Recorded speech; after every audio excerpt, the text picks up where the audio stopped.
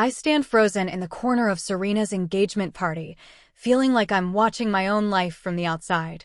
The Napa Valley vineyard glows in that soft, late afternoon gold, lighting up faces I've known forever.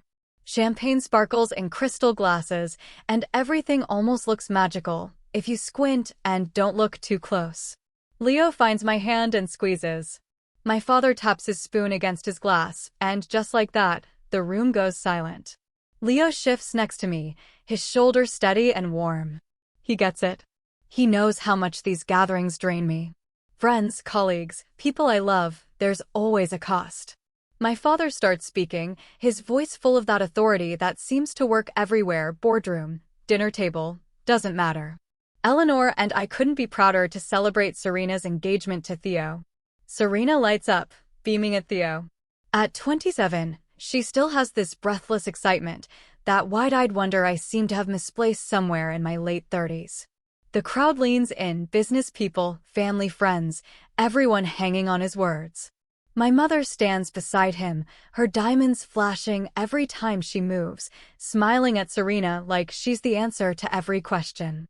Then my father keeps going. But we have another announcement tonight. His voice gets warmer, proud. As a wedding gift, Eleanor and I are giving Serena 20% ownership in Bishop Family Logistics. I feel the air rush out of me. Leo's grip tightens.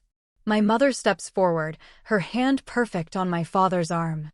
The paperwork was finalized last week, she says, sweet as anything.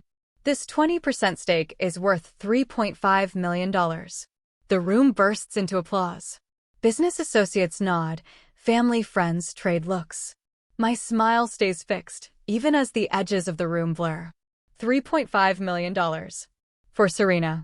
My sister, who's never spent a day working in the family business.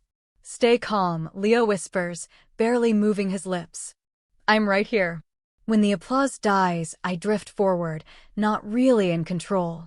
Serena hugs me, her perfume thick and expensive. Can you believe it? She whispers, and she really means it. She's honestly surprised. Congratulations, I say. I sound convincing enough, I guess.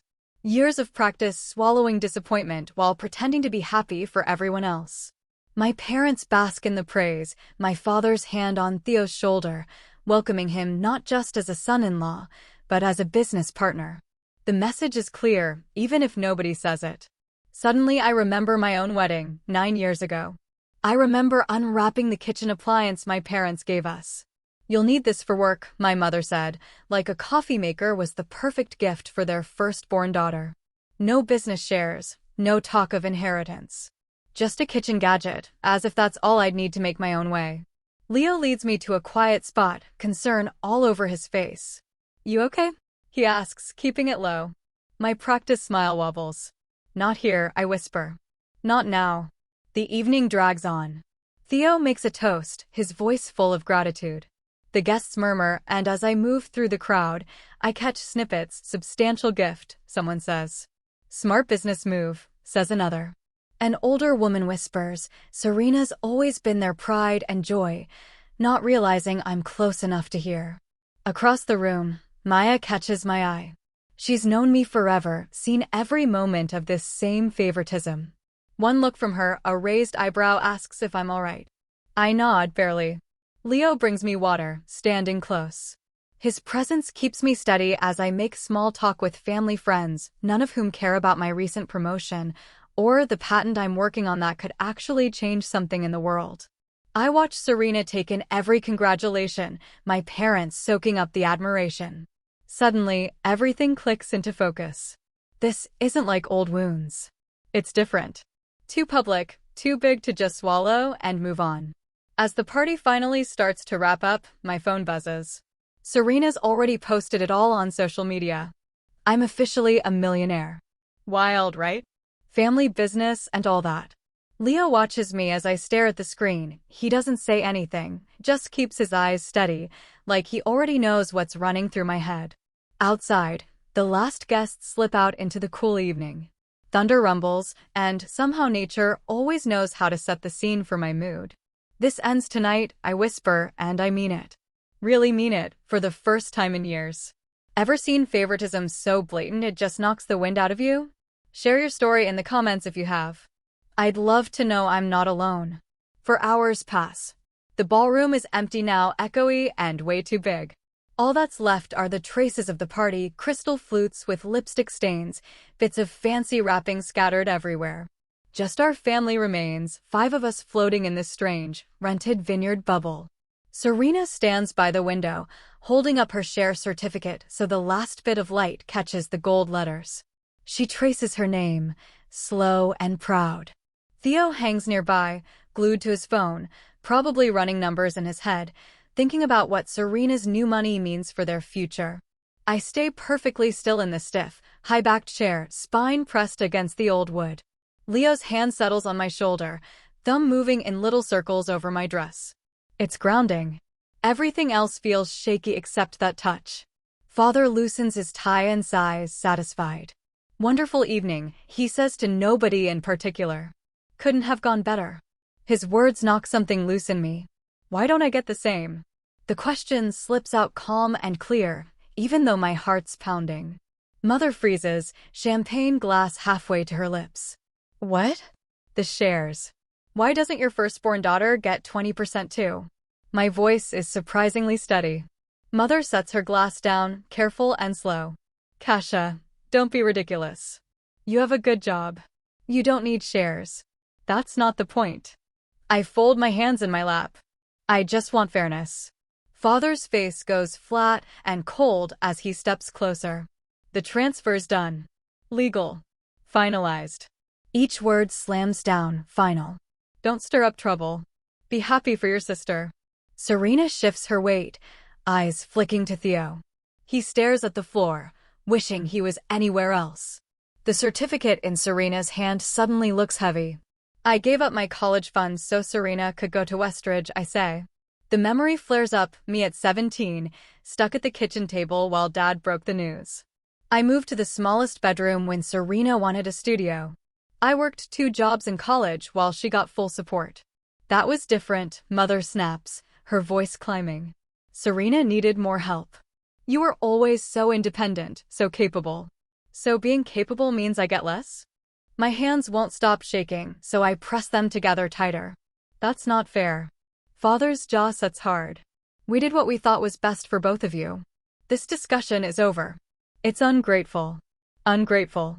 I taste the word, bitter. I've swallowed every disappointment for 37 years, watched opportunity after opportunity get handed to Serena while I just figured things out for myself. Leo squeezes my shoulder. If this is final, he says quietly, at least respect Kasia's feelings. A little acknowledgement doesn't cost anything.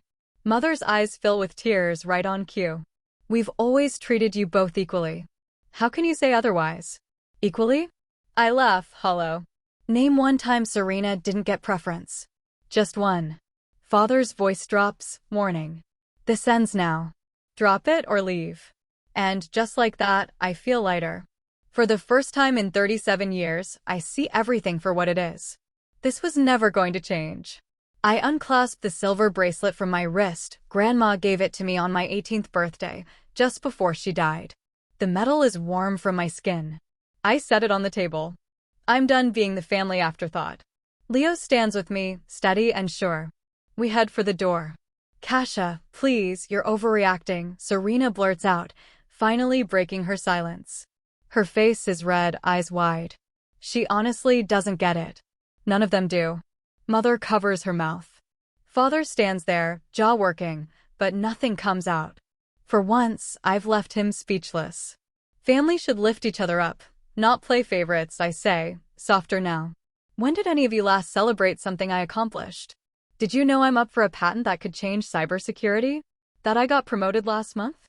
That Leo and I are thinking about starting a company? They don't answer. And for the first time, I realize I don't need them to. Their blank faces say it all. I figured as much. I reach for Leo's hand. Congratulations on your engagement, Serena, and your inheritance. Outside, the night air feels sharp, almost sobering. Thunder grumbles somewhere far off as we walk to our car. Neither of us says a word until we're finally inside. Leo glances at me, doesn't turn the key. Are you okay? I look back at the vineyard house, at those glowing windows, my family's shadows drifting inside. It hits me, a weird mix of grief and relief, crashing together. No, I tell him, because it's true. But I think someday I will be. The first raindrops splatter the windshield as we pull away, leaving 37 years of quiet behind us. An hour later, we're home. Rain beats against our living room windows, the storm outside echoing the one in my chest. Leo moves quietly in the kitchen, the kettle's shrill whistle cutting through the hush as he makes chamomile tea. Usually, the warmth of our little craftsman house feels safe, but tonight the coziness just throws Serena's new life into sharp relief. I can't help but notice the difference. Here, Leo says, setting a steaming mug next to me. His fingers brush mine, a silent kind of comfort. I nod, can't quite find my voice. My eyes wander over the photo albums spread across the coffee table, years of subtle wounds pressed into leather-bound pages, all lined up for the first time. My hands shake a little as I flip open the oldest one. You don't have to do this tonight, Leo says, sitting down beside me on our worn sofa. I do. My voice sounds strange, like it belongs to someone else. I need to see it all at once. First photo. Christmas morning, I'm 10, Serena's 6. My smile stretches a little too wide as I hold up new winter clothes. Serena sits in a fortress of wrapping paper, cradling a Victorian dollhouse that probably cost my parents a month's pay. That dollhouse still sits in their attic untouched. Look at your eyes, Leo says, pointing. Even then, you were faking it. I turn the page. High school graduation. There I am, cap and gown, holding the luggage they got me for college. Flip again, and there's Serena with the shiny new Volkswagen they gave her for her graduation 3 years later. They told me the luggage was practical, I say. The memory stings, no matter how old it is. They said a car was too expensive. Leo's jaw tightens. But they bought Serena one. Of course they did.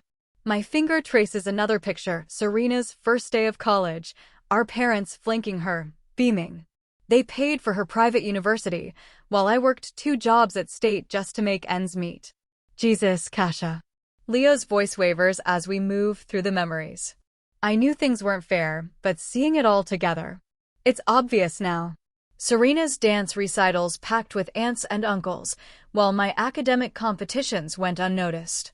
My software engineering fellowship barely got a mention, but Serena's brief fashion magazine internship meant a family dinner out. Leo points to a photo I've never really seen before, a family dinner, everyone's attention locked on Serena, laughing at whatever she said. I'm off to the side, my trophy barely visible on the table. That was the night I won the Young Innovators Award. Dad said we'd celebrate later. My throat tightens. We never did. I say it again, softer. We never did. Suddenly, my phone rings and jumps me out of the past. It's Maya. I hesitate, then answer. I've been trying to call you, she says, not wasting a second. I've watched this happen for 25 years, Cass. I'm with you. My eyes blur. Thanks, Maya. They never deserved you, she says, her voice fierce. Remember when your coding project won that national competition and your parents skipped it because Serena had a cold? Leo lifts his eyebrows. I nod, another old ache surfacing.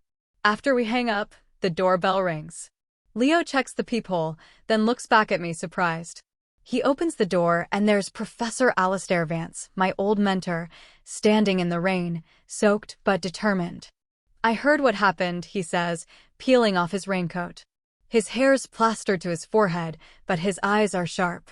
Your parents never saw your brilliance, Kasia. But everyone else did. His words stun me silent. You drove an hour in the storm? Some things can't wait, he says, settling into the armchair and waving off Leo's offer of tea. When the family business needed new software 7 years ago, whose security system did they use? Yours. Who fixed their logistics when they expanded?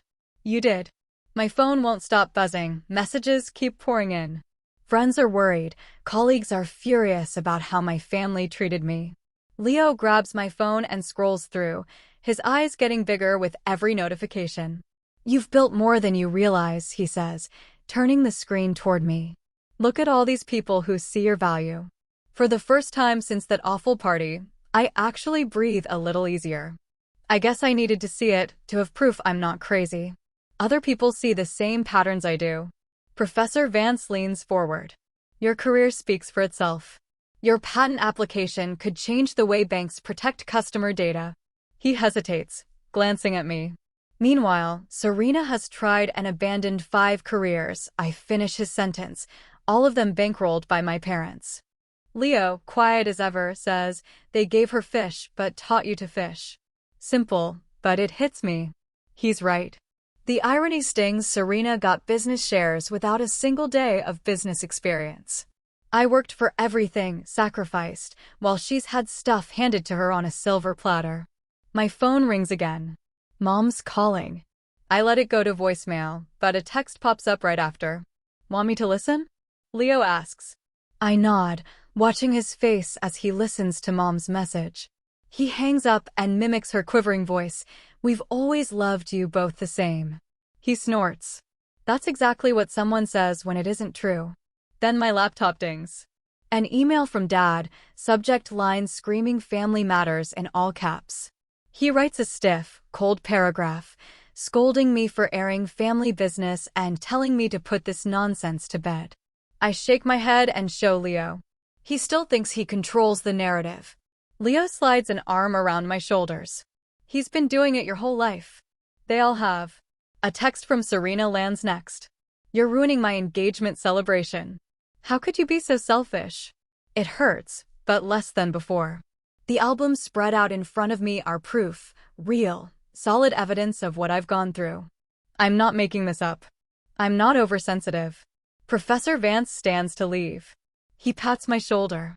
Remember, Kasia, family is who treats you like family. Your parents might share your DNA, but these people, he gestures at my phone, at Leo, they're your real family. After he's gone, headlights flash across the window.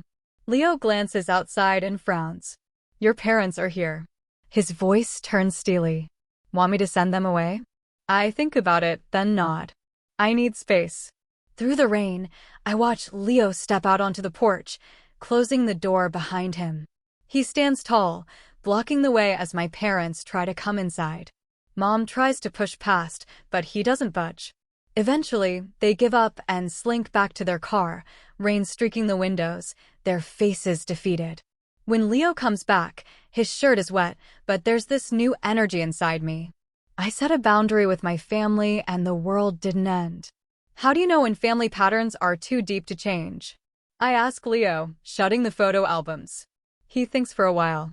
When you've shown them the pattern over and over and they still refuse to see it. I nod. That's the truth. I've been trying to show them my whole life. Leo holds me as the rain taps against the glass. The storm outside can rage on. Inside, I finally feel a little bit of light breaking through all those clouds. 6 weeks after Serena's party, my office feels like a safe haven. The low hum of computers, the steady flicker of fluorescent lights, somehow it drowns out the family chaos. I lose myself in code, finally cracking a security problem that's been haunting my team for weeks. Then my computer pings. I almost ignore it, but then I see the subject line, "Congratulations, Kasia Bishop," from the CEO. My promotion. For years of work, and now real recognition earned, not handed to me because of my last name. My phone buzzes. It's Leo.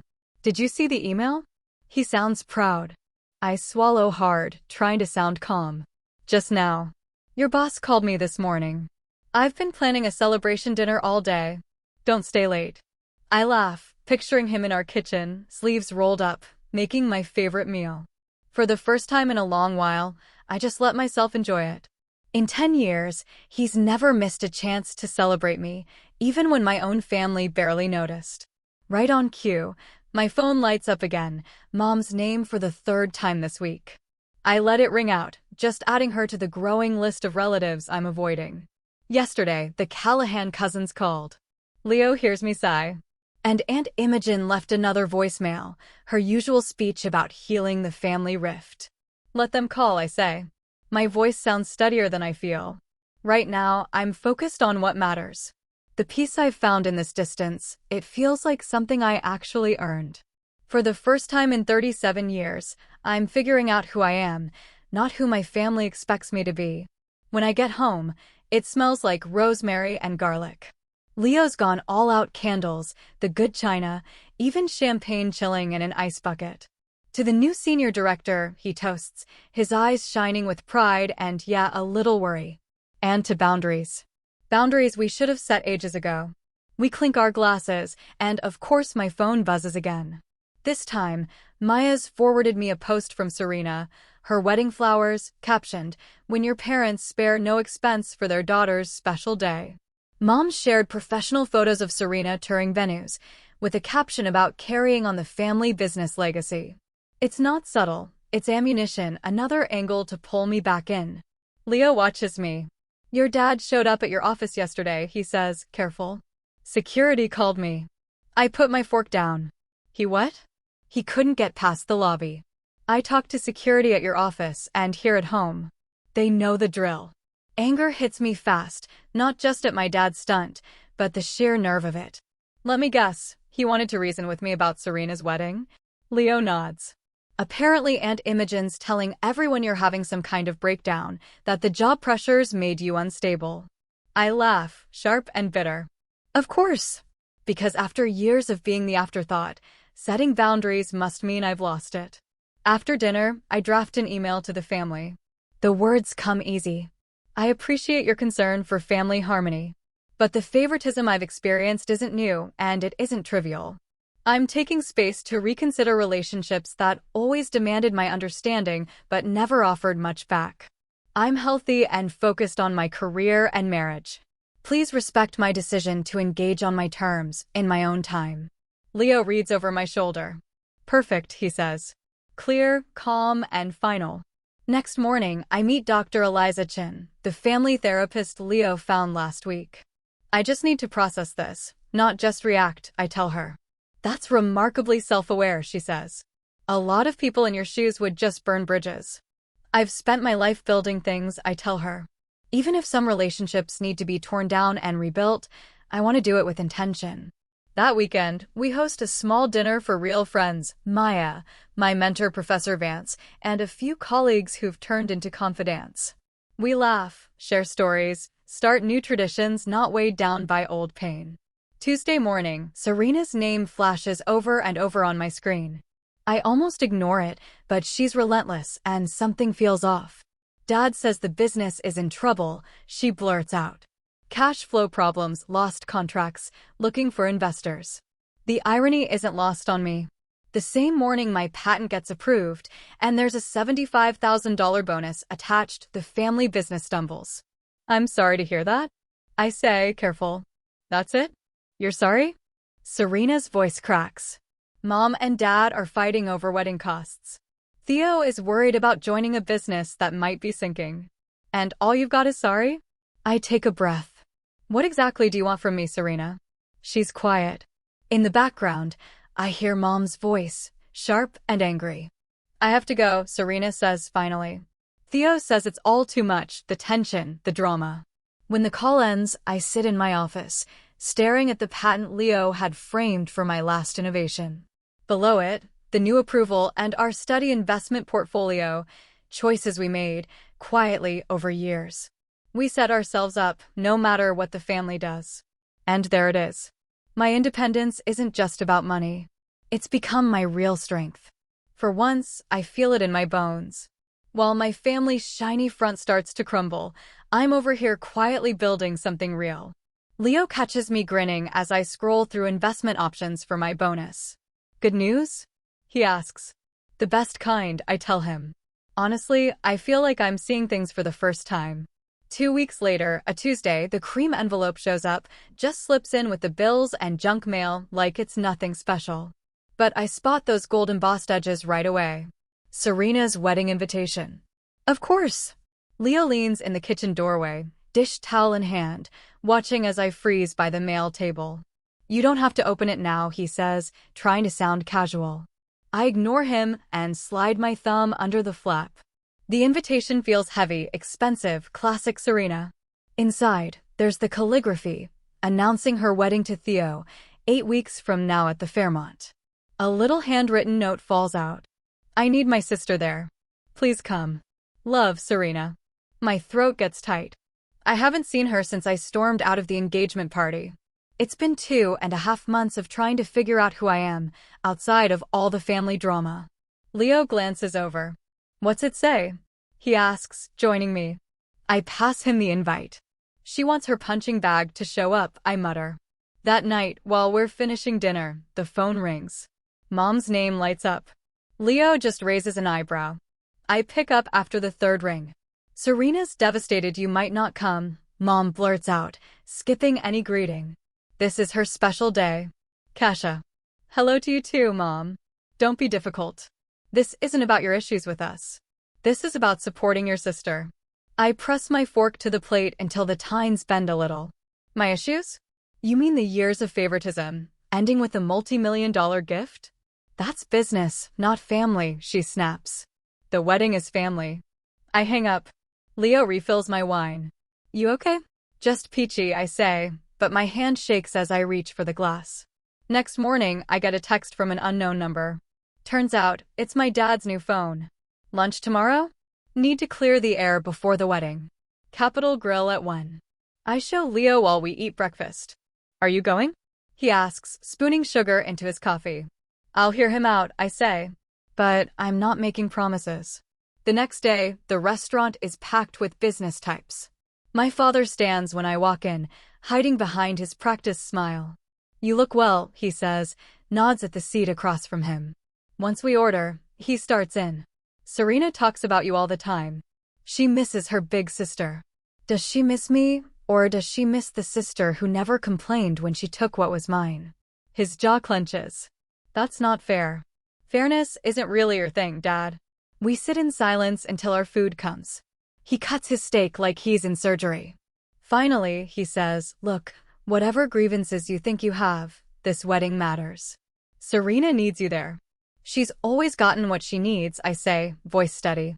What about what I need? The calls keep coming all week. Aunt Patricia, reminding me family comes first. Uncle Robert, rambling about holding baby Serena while I watched. Cousins I haven't heard from in years, suddenly worried about family unity. Then Serena herself, almost crying. It won't be the same without you, Cass. I always pictured you standing next to me. I dump all this on Dr. Chin, my therapist, the next Tuesday. She listens, then asks, what do you actually want? I want them to admit what they've done, I say, picking at a loose thread on her couch. Not just the shares, everything. I look up. And if they can't, or won't, I have to decide if I'm strong enough to go anyway, or if I need to stay away for my own sanity. That night, Leo and I sit on the back deck, watching the stars come out. Professor Vance called today, he says, handing me a mug of tea. Asked about you. What did you say? I ask. Told him you're fighting battles most people never even see, he says, squeezing my hand. Professor said to remind you, showing up isn't the same as agreeing with them. 3 days later, I finally write my letter. Not a tearful plea, just the truth. I spell out the favoritism, from the college fund they redirected to pay for Serena's private school, to the childhood holidays where her pile of gifts dwarfed mine. I end with this. I'll go to Serena's wedding if you can acknowledge these patterns. Not to blame anyone, but so we can move forward healthier. Leo reads it twice. Are you sure? It's time, I say, and hit send.